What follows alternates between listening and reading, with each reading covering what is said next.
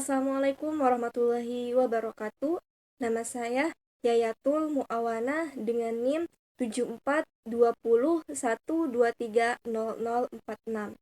Di sini saya akan memaparkan materi mengenai pengertian dan arti sudut pandang hukum dan hak asasi manusia serta contoh kasusnya.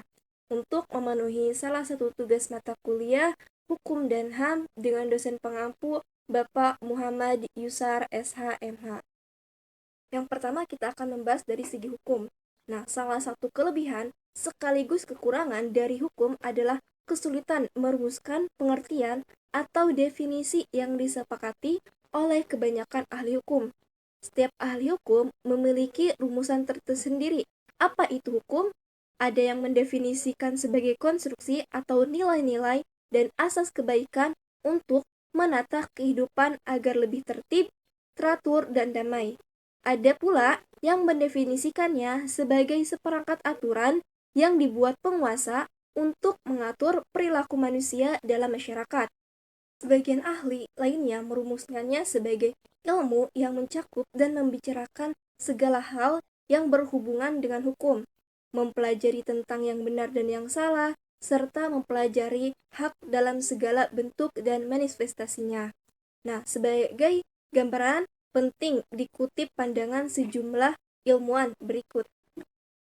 Yang pertama, menurut Immanuel Kant, hukum ialah keseluruhan syarat-syarat yang dengan ini kehendak bebas dari orang yang satu dapat menyesuaikan diri kehendak bebas dari orang lain, menurut peraturan hukum tentang kemerdekaan. Yang kedua adalah menurut Utrecht. Ia berpandangan, hukum itu himpunan peraturan-peraturan atau perintah-perintah dan larangan-larangan yang mengurus tata tertib suatu masyarakat dan karena itu harus ditaati oleh masyarakat itu. Dalam perkembangannya, hukum juga mengatur hubungan individu atau masyarakat dengan negara. Nah, tujuan pengaturan ini agar individu atau masyarakat yang menjadi warga dari suatu negara bisa menjalankan kehidupan yang teratur, tertib, dan damai. Nah, negara sebagai entitas kekuasaan diberi wewenang untuk mengatur warga negara agar dapat menyelenggarakan kewenangannya dengan baik dan benar. Negara juga diharapkan tidak melakukan penyimpangan kewenangan dan tidak melakukan tindakan melebihi kewenangan yang telah digariskan oleh hukum terhadap manusia dan warga negaranya. Nah, dengan adanya hukum, maka di satu sisi negara memiliki alasan atau dasar hukum untuk bertindak terhadap segala perilaku warga negaranya yang melanggar hukum.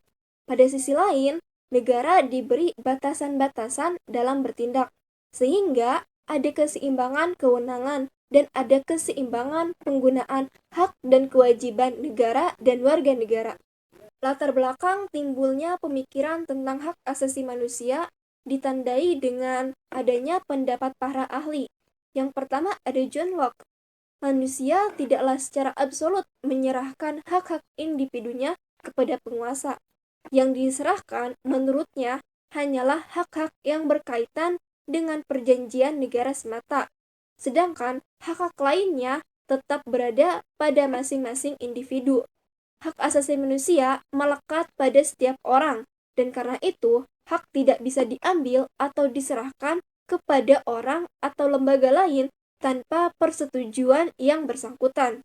Oleh karena itu, eksistensi negara modern dengan kekuasaan yang dimilikinya harus didasarkan pada asumsi bahwa warga negara telah menyerahkan hak-hak mereka dalam suatu hubungan kontraktual dengan negara.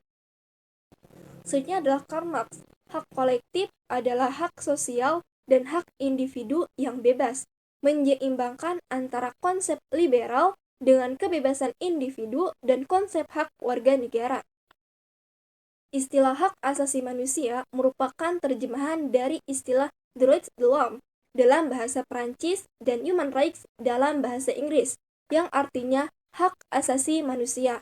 Pengertian secara teoritis dari hak asasi manusia adalah hak yang melekat pada martabat manusia yang melekat padanya sebagai insan ciptaan Tuhan yang Maha Esa, atau hak-hak dasar yang prinsip sebagai anugerah. Berarti, hak asasi manusia merupakan hak yang dimiliki manusia menurut kodratnya dan tidak dapat dipisahkan dari hakikatnya. Secara etimologi, hak merupakan unsur normatif yang berfungsi sebagai pedoman perilaku, melindungi kebebasan, kekebalan, serta jaminan adanya peluang bagi manusia dalam menjaga harkat dan martabatnya. Sedangkan asasi berarti bersifat paling mendasar atau fundamental. Istilah hak asasi manusia berasal dari istilah droits de l'homme dalam bahasa Prancis, fitrah dalam bahasa Arab, human rights dalam bahasa Inggris. Istilah human rights semula berasal dari kata right of human yang menggantikan istilah natural rights yang kemudian diubah menjadi istilah human rights yang memiliki konotasi lebih netral dan universal. Sebagaimana halnya dengan hukum, pengertian hak asasi manusia juga variatif. John Locke menyatakan bahwa hak asasi manusia adalah hak-hak yang diberikan langsung oleh Tuhan Yang Maha Pencipta sebagai hak yang kodrati. Oleh karenanya, tidak ada kekuasaan apapun di dunia yang dapat mencabutnya. Hak ini sifatnya sangat mendasar atau fundamental bagi hidup dan kehidupan manusia yang tidak bisa terlepas dari kehidupan manusia. Dalam Ketetapan MPR nomor 17 tahun 1988 tentang hak asasi manusia dinyatakan bahwa hak asasi manusia adalah hak dasar yang melekat pada diri manusia yang sifatnya kodrati dan universal sebagai karunia Tuhan Yang Maha Esa dan berfungsi untuk menjamin kelangsungan hidup, kemerdekaan, perkembangan manusia dan masyarakat yang tidak boleh diabaikan, dirampas atau diganggu-gugat oleh siapapun. Pasal 1 Undang-Undang Nomor 39 Tahun 1999 tentang Hak Asasi Manusia mendefinisikan hak asasi manusia adalah seperangkat hak yang melekat pada hakikat dan keberadaan manusia sebagai makhluk Tuhan Yang Maha Esa, merupakan anugerahnya yang wajib dihormati, dijunjung tinggi, dan dilindungi oleh negara, hukum, pemerintah, dan setiap orang demi kehormatan serta perlindungan harkat dan martabatnya sebagai manusia. Konsep dasar dan perkembangan pemikiran hak asasi manusia. Yang pertama adalah konsep dasar hak asasi manusia. Nah, hak asasi manusia adalah hak-hak yang dimiliki oleh manusia semata-mata karena ia manusia.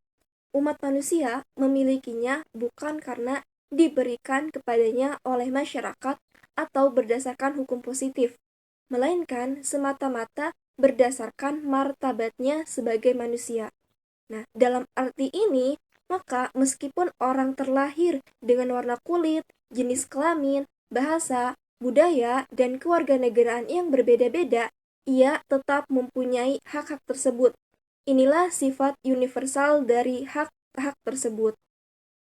Sumber-sumber hak asasi manusia secara internasional dapat mengacu pada pasal 38 ayat 1 Statuta Mahkamah Internasional yang menyebutkan sumber hukum yang diterapkan. Yang pertama adalah perjanjian internasional atau International Convention, baik yang bersifat umum maupun yang bersifat khusus. Yang kedua adalah kebiasaan internasional atau International Custom.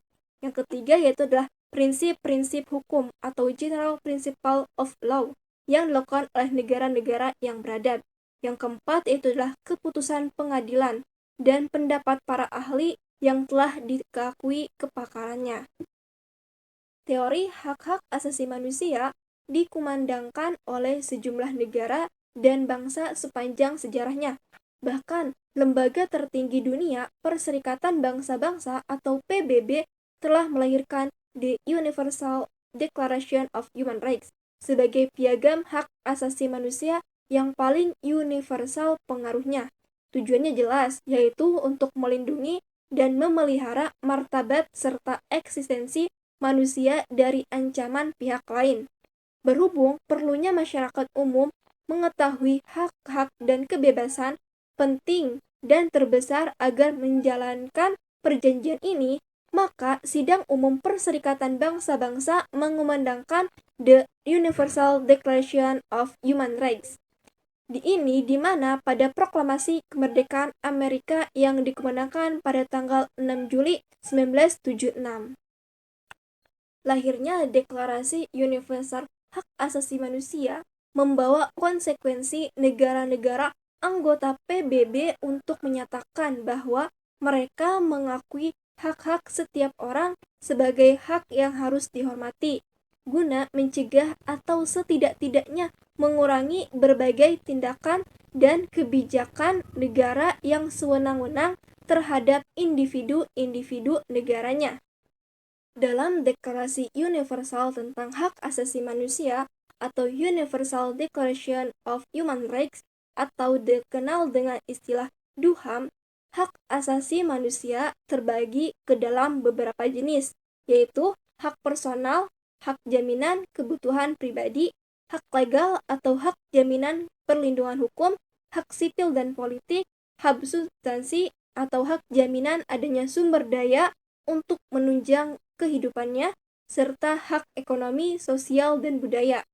Nah, menurut pasal 3-21 DUHAM, hak personal, hak legal, hak sipil, dan hak politik meliputi yang pertama, hak untuk hidup, kebebasan, dan keamanan pribadi, hak bebas dari perbudakan dan penghambaan, hak bebas dari penyiksaan atau perlakuan maupun hukuman yang kejam, tak berkemanusiaan ataupun merendahkan derajat manusia, hak untuk memperoleh pengakuan hukum di mana saja secara pribadi, hak untuk pengampuan hukum secara efektif, hak untuk bebas dari penangkapan, penahanan, atau pembuangan yang sewenang-wenang, hak untuk peradilan yang independen dan tidak memihak, hak untuk praduga tidak bersalah sampai terbukti bersalah, hak bebas dari campur tangan yang sewenang-wenang terhadap kekuasaan pribadi, keluarga, tempat tinggal, maupun surat-surat, hak bebas dari serangan terhadap kehormatan dan nama baik,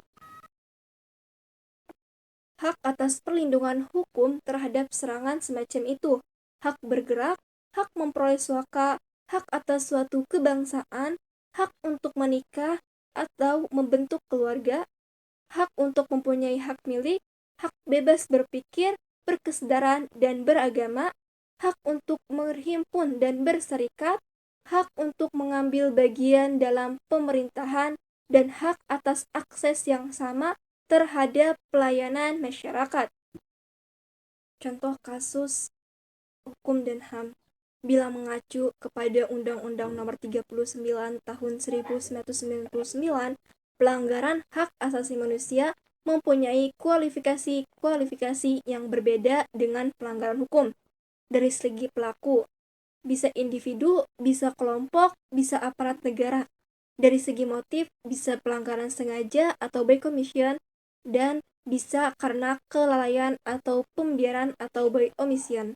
Dari sudut perbuatan, bisa berupa mengurangi, bisa menghalangi, membatasi, atau mencabut hak-hak dan kebebasan, dan bisa pula berupa perbuatan yang menyebabkan seseorang atau kelompok tidak mendapatkan penyelesaian hukum atas pelanggaran yang terjadi.